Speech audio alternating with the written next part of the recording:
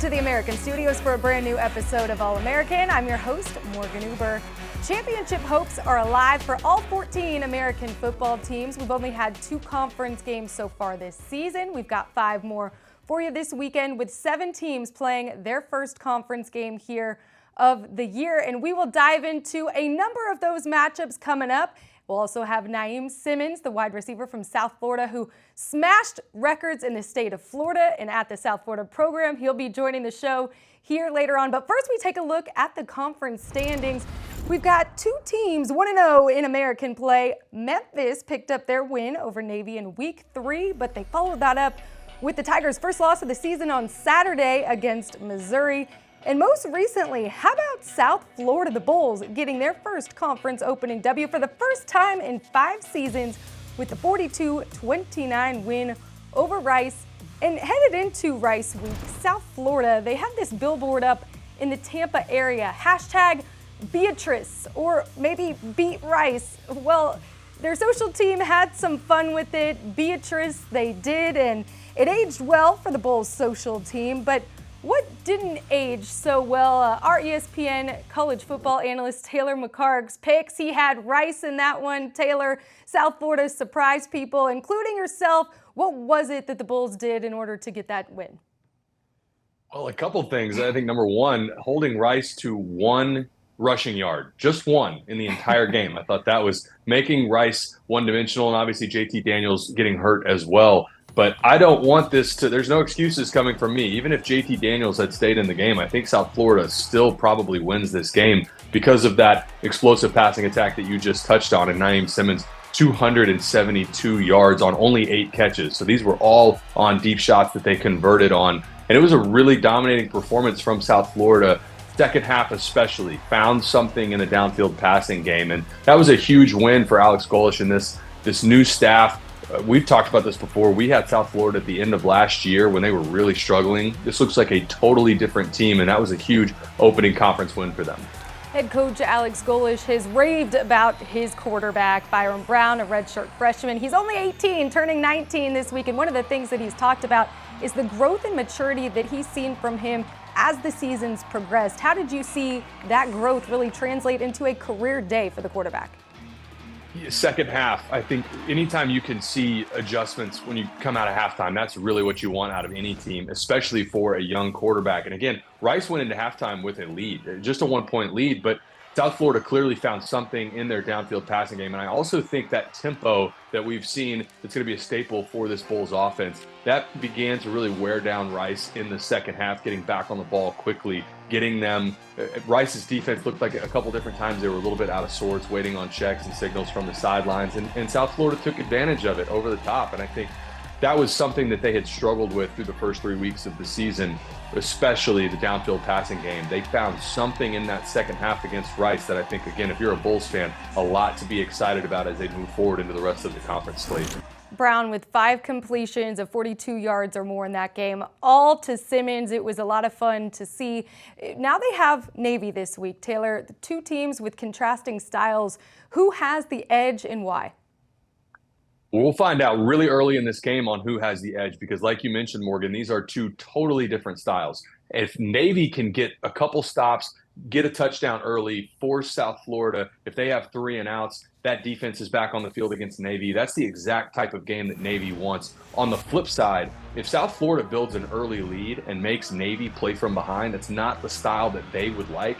You will find out early in this game who has the edge because, again, totally different contrasting styles. Navy's going to try and play ball control, dominate time of possession, where South Florida, ideal world for them, they jump out to a 2 or 3 score lead. They try to play keep away a little bit themselves, make Navy come from behind. It's going to be a fascinating matchup between these 2. And again, we'll find out who has the edge early in this game.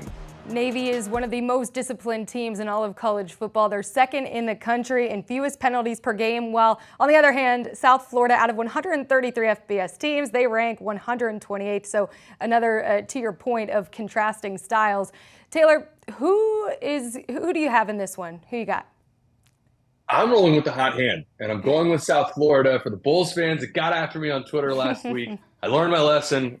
Don't let me down. I'm taking the Bulls because, again, I think if they can convert on some of the momentum that they created throwing the football against Rice, if they can do that against Navy, it's going to make it really challenging for Navy to stay in this game and ultimately win. Now, I know it's obviously at home for Navy. Things change when you have to go to Annapolis, but I'm riding with the Bulls. I'm going to take them in this one. Another conference game that we have actually kicking off the day. UAB will travel to Tulane, and with Tulane quarterback Michael Pratt, he returned to action after missing the last 2 weeks with a left knee injury. He connected on TD pass number 73 right here, breaking the Green Wave record for career touchdown passes. And Tulane head coach Willie Fritz got to ride the wave, a locker room celebration favorite certainly there in New Orleans and here in the American. For the reigning champs, they're going to look to defend their title starting this weekend. This UAB team, though, they're hungry. They're playing in their first American Conference game. I think it's interesting, Coach Dilfer talked about how we need a fresh start. We're going into conference play, Taylor. He's having the teams, the players, move their lockers around, changing some things up. Did you ever do anything like that? Any experience like that as a player for you? I don't think we ever moved lockers around, but I know that this isn't uncommon for coaches to try different things, to shake things up. You're trying to create a little bit of momentum. This game, to me, is interesting because UAB has found some success with Jacob Zeno on offense, and they're moving the ball. I thought they played really well, especially in the first half against Georgia. There were some things, even in a loss, that they will take from that and try and build on. The problem for UAB right now, last 3 games, giving up 40 points or more, and they're just struggling. Some of that issue is they don't have a ton of depth in the front 7. And against Tulane, Tulane is a team that if they grind you down, you do not want Tulane to have a ton of possessions in this game. And so it's a little bit challenging for UAB where they like to use tempo themselves as well. But you don't want to give Michael Pratt in this offense too many cracks with the ball. So I think Tulane certainly has the advantage here. They have more talent and more depth. But UAB under Trent Dilfer and this staff playing well. They're getting there. You're seeing slow momentum build week over week, but just still struggling on that defensive side. You mentioned the lack of depth for UAB, but the depth piece for Tulane. So if you are UAB head coach Trent Dilfer, Taylor, what are the biggest challenges to game plan against a team like the Green Wave where they've got depth all over the field? Yeah, for UAB, you're trying to limit possessions for Tulane in this Michael Pratt-led offense. You just don't want that offense to have that many cracks with the ball and have too many possessions. So for UAB, it's a contrast in styles, and it's a little bit of a challenge for them because they like to use tempo as well.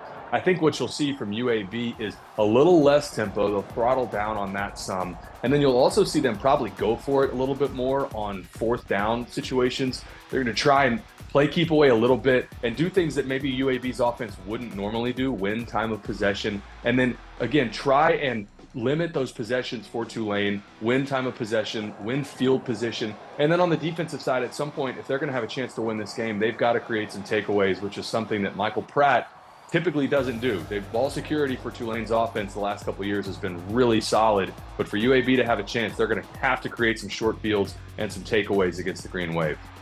All that being said, who you got in this one, UAB or Tulane? Yeah, I'm taking Tulane. I just think there's too much firepower right now, especially playing this game at home in New Orleans. Too much right now for the Green Wave. I love the momentum and some of the things that we're seeing from UAB, especially on the offensive side, but not too much too soon. I'm taking the Green Wave. Well, later on in the evening, we'll have another conference matchup, East Carolina at Rice, and you got to go all the way back to November 2010, a flashback for you, the last time these two teams faced each other. And the Owls offense, man, did they have a day or what? Firing on all cylinders through the air, some Wildcat on the ground. 5 different Owls found the end zone in this one. And with the Rice quarterback, he also accounted for 4 in that game. Our very own Taylor McHargue, with quite possibly, he ends up having the best celebration of the day, too, a discount double check, Aaron Rodgers style. But yeah, look at these stats. A monster day, 11 of 15, 220 passing yards, 3 passing TDs, 1 on the ground. Taylor, what got into you that day? I had been hurt most of the season, and East Carolina fans, I'm so sorry. I know this is not what you want. When you tune into this, this is not what you wanted to see. But that was a fun game for us. ECU was good that season, went to a bowl game that year. We did not go to a bowl game. It was late in the season, and I think we caught them by surprise. I do not think that they expected us to put together a win like that and score over 60 points. It was not something that we were notorious for that season. But hopefully it's a more competitive game. We'll be there this weekend, so I won't make a pick in this one. But again, hopefully we get a competitive game. Well, we know Taylor won't be the starting quarterback in this one, but there are some questions as to who will be after that injury. We saw JT Daniels going down in the third quarter after having a big game in those first three quarters against South Florida. And let's listen in to head coach Mike Bloomgren and what he said on the latest on their quarterback situation here. JT's health is better today than yesterday, and certainly better than Sunday. So Daniels, did he practice yesterday? He did not practice yesterday. Okay. You think he might practice today? No, I don't. I certainly don't expect him to go full speed today, but he's preparing to start this weekend. 432 yards and 3 touchdowns in 3 quarters. Just ridiculous numbers that Daniels had against the Bulls on Saturday. Taylor, what's the likelihood that we see him here this weekend, and what are the chances that they're able to pull off the win maybe without him? Well, the messaging from Rice, like you heard from Coach Bloomgren just then, is that they are expecting him to play. Now, we'll see what ends up happening. He is clearly talented enough and a veteran guy that even if he doesn't practice all week, if he can go, he's still going to play. And even if he's maybe not even 100%, I still think we see Rice play JT Daniels. If he can't go, Padgett behind him, he started the bowl game last year in Mobile for Rice, so has some experience as well. But Rice right now feels very one-dimensional. We talked about against South Florida, just 1 rushing yard. And it's a unit, historically, Rice has been known for running the football, the 2 tight end, very physical running style that Mike Bloomgren brought to South Maine. But right now, again, very one-dimensional, and we'll see who ends up going for Rice. But if he can't go, I think ECU clearly with the advantage. On the other side of this matchup for the Pirates, Mike Houston, he's played 2 quarterbacks in all 4 games so far here this season. What's the approach here in week 5? Do you believe he's going to end up sticking with one? Well, I'm not sure. I mean, we've seen Mason Garcia start the first 2 and then Alex Flynn start the next 2. And so it's a back and forth trying to figure out. I think East Carolina fans are wondering the same thing. Both played last week against Gardner-Webb.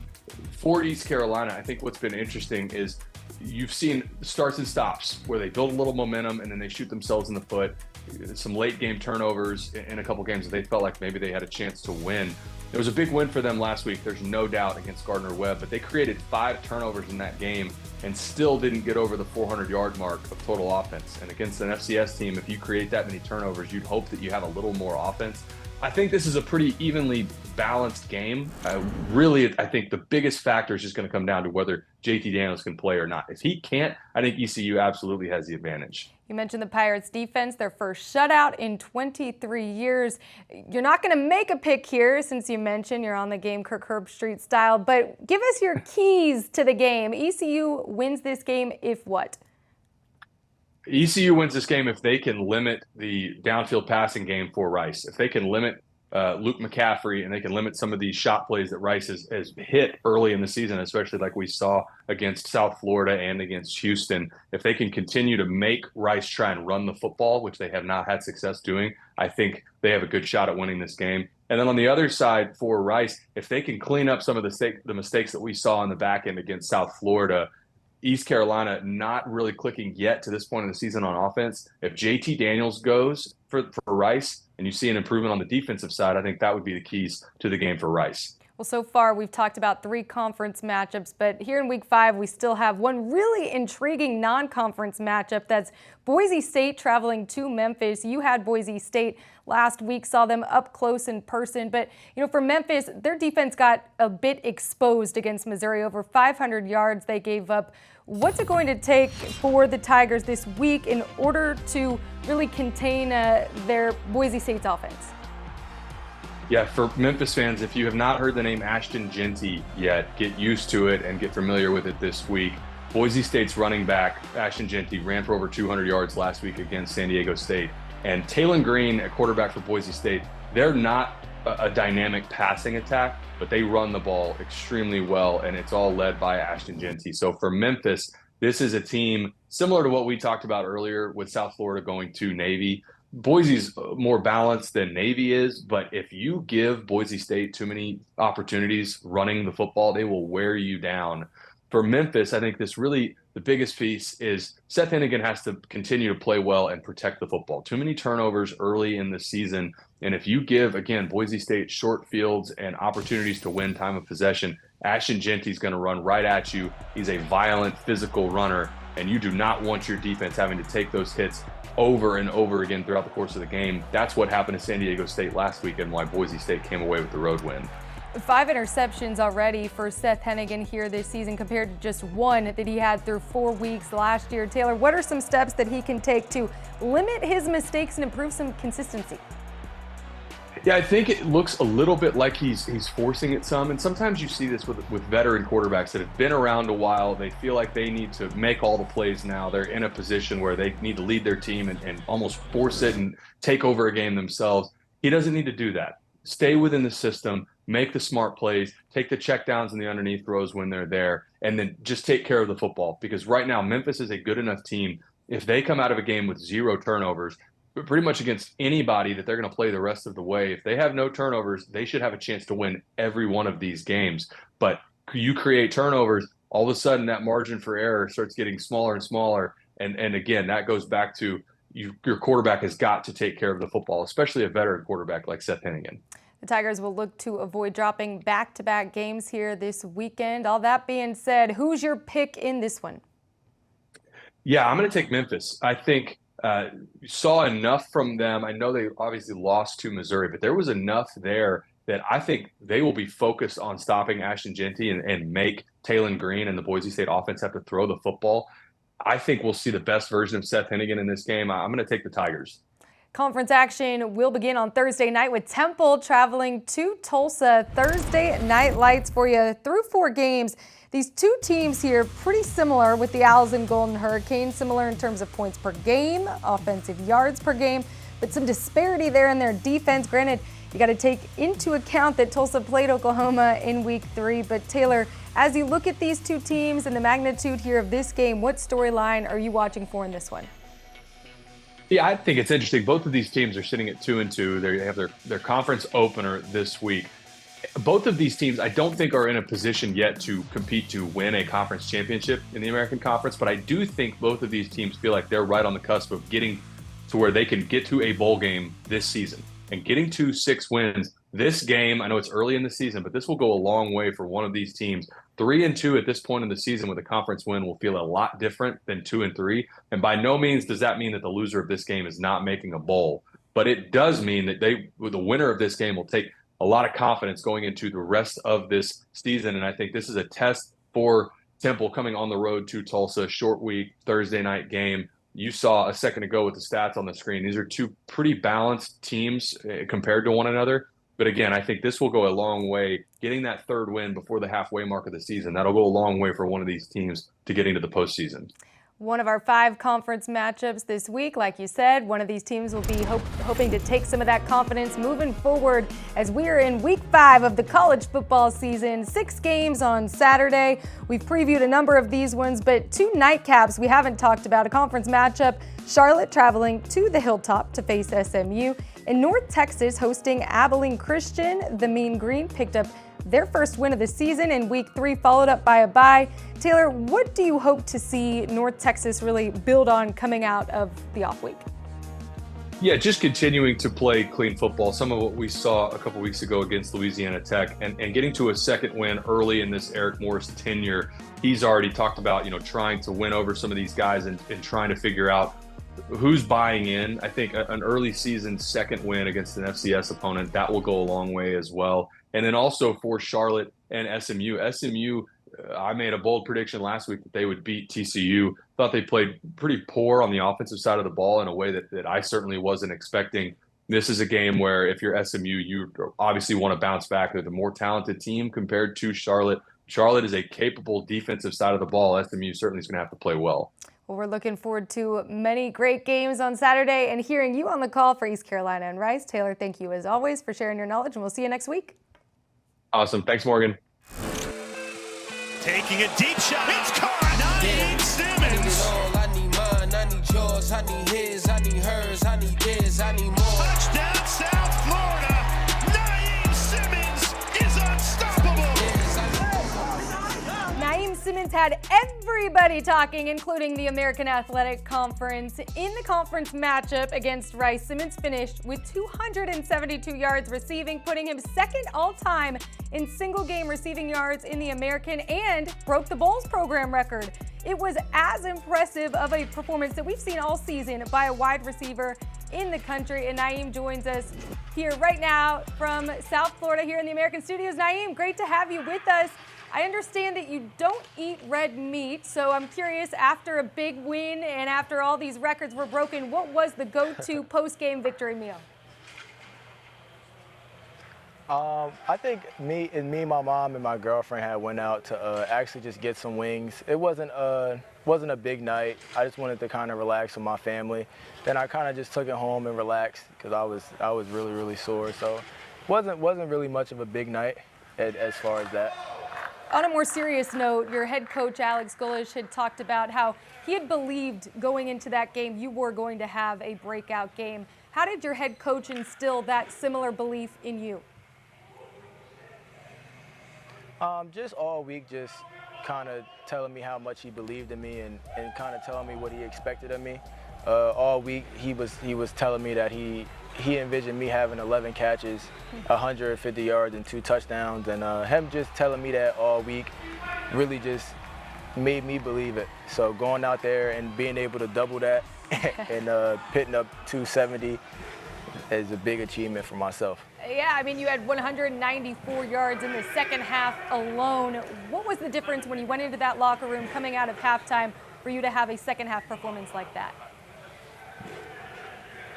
I knew we needed a spark for the whole team in general. So going out back in half, the first play of the half, obviously they came to me, and me making that catch, I think it was 50 yards, really kind of just got the offense on the roll from there on out. It was a career high for you, making 8 of 8 catches in that game. Looking back on the film, which one stands out to you most? Which one impressed you most?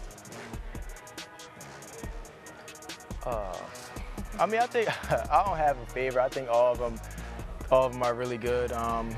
If I had to choose one, it would have to probably be the touchdown. The picture was really clear. And it was everything we kind of seen on film.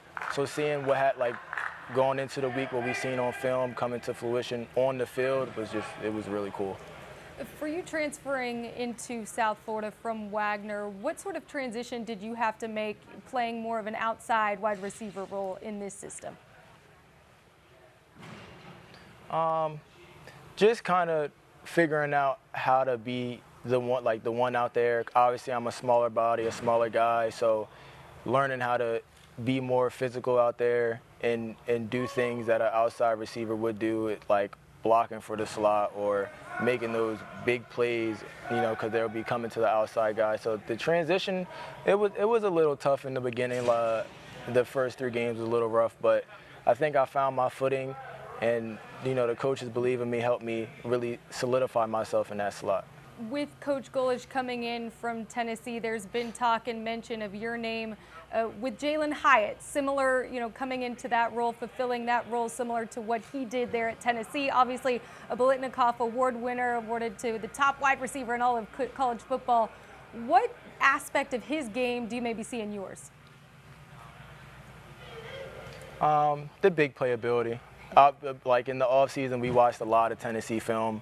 And I always see him running down the field, making big plays, big catches, and that got him to the NFL now. So I envision myself making those plays, and to see myself making those plays last Saturday kind of looked the same Tennessee-like here in South Florida.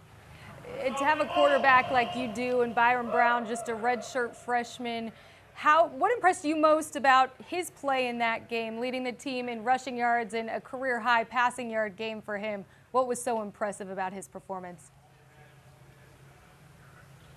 He never flinches. He missed a couple shots in the first half, but he never wavers off that. He always rallies the guys, and him being 18, that's impressive to see him do that at the age that he's in, because he is a redshirt freshman. So him rallying the guys and coming out in the second half and making the plays he made, I think he had a touchdown or 2 on on his legs.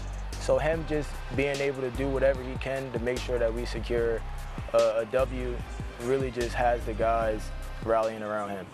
In your first season with you two, playing together, how are you seeing the chemistry between the two of you really translate on the field now as we head into week 5? Oh, we have a great chemistry. We talk all the time. We get a lot of balls in during practice. So, to see that translate finally onto the field, I mean, that's all I can ask for, really. We talked about some of the big records that you broke on Saturday. You're second in the American, but also the single game receiving yards record at South Florida. But almost as equally, if not more impressive, the most receiving yards by a wide receiver at an FBS university in Florida. Which record is most impressive to you? The South Florida one, because obviously I go here. This is going to, I'm going to be an alma mater here when I graduate. So, my name being in the record books at South Florida is really that's really what I care about the most. The Florida record, that's also cool because there's been a lot of great players that come through Florida schools. But it's South Florida or nothing for me. For you, when you made the decision to transfer to South Florida, you posted on your social media December 18th. It was less than a week after you got that offer from head coach Alex Golesh. What made that decision? What went into that decision? What made it so quick for you with still a lot of time left until that transfer portal closed? When Coach Golesh had called me and offered me, I knew right away I was coming here, strictly because when we had a conversation for a little while on the phone, I liked who he was and the things that he envisioned for this program. And him obviously coming from Tennessee, we talked about Jalen Hyatt, the things that they've done over there. So to me, it was kind of a no-brainer to come here and play in this system. Well, Naiem, we're liking what we're seeing from you guys so far. A lot of fun to watch the records that you smashed on Saturday. Best of luck throughout the rest of the season, and thanks for taking the time to join us. Thank you. You're now rocking with the best. Each and every week, the conference announces the weekly award winners for men's and women's soccer and volleyball. And right here, we highlight the top performers in America's Best. South Florida's Corey Peace earned the Offensive Player of the Week award in women's soccer after scoring the game-winning goal and adding an assist in a span of 2 minutes.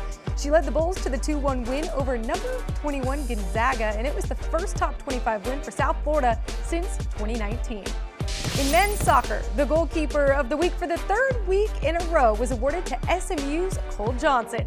The senior finished with 5 saves, including a first-half PK save in SMU's 2-1 win over South Florida. The Offensive Player of the Week in volleyball was another Mustang, SMU's Emma Clothier. The middle blocker helped guide the Mustangs to a 3-0 start to conference play last week. She averaged over 5 points per set and hit .597 across the 3 wins. She also had double-digit kills in all 3 matches, including a week-high 17 against UTSA. American teams are in the thick of conference play in volleyball. We've got 13 matches happening over the weekend, highlighted by Wichita State at SMU. That one available to you on ESPNU. In women's soccer, we've got 6 matches happening on Thursday night. Those are all conference games. 5 of the 6 are available on ESPN+, plus plenty of other exciting men's soccer matches also available to you on ESPN+ on Wednesday and Friday. Speaking of men's soccer, we've got some impressive highlights from the pitch in this week's top plays, plus some standout defensive performances, and of course, more one-handed grabs. But first, though, we start at number 5 with some non-conference football action. Tulsa at Northern Illinois. Golden Hurricane here with the first half lead. And Dane Hodge with a full extension diving interception. What great anticipation from Hodge, reading the quarterback's eyes. And man, he gets the love from his teammates and coaches on the sideline, and Tulsa picks up the dub, 22-14. At number 4, we head to the pitch. Florida Atlantic at Charlotte here in the second half. The throw in from Brad Dildy. And this one soars over the keeper's head and off the top crossbar. Brandon Morales, look at him with 3 Owl defenders flying around. He places this one perfectly to add to the 49ers lead, and Charlotte comes out on top with its 3rd consecutive shutout. Coming in at number 3, more American men's soccer conference action. We've got FIU at Memphis. Bernardo dos Santos Monteiro with a rocket from deep. This one explodes off his foot to find the back of the net, and that ends up being the game-winning goal. And with the win, FIU moved up in the standings. They're 2-0 in conference play. Staying in this Sunshine State for number 2 in Tampa, South Florida women's soccer hosting 21st ranked Gonzaga. Georgia Brown gets it started in the midfield to Sarita Thurton. Thurton with the cross inside to Corey Peace, who gets a piece of that one. Peace able to put her noggin on it and makes the heads-up play. And for the first time since November of 2019, the Bulls pick up a win over a ranked opponent. We've got more of the Bulls for our top play of the week, but it's football. The conference opener for Rice in South Florida. Byron Brown drops back. Are you serious, Joffrey Brown? He takes this one with one hand and hauls it in. What a grab.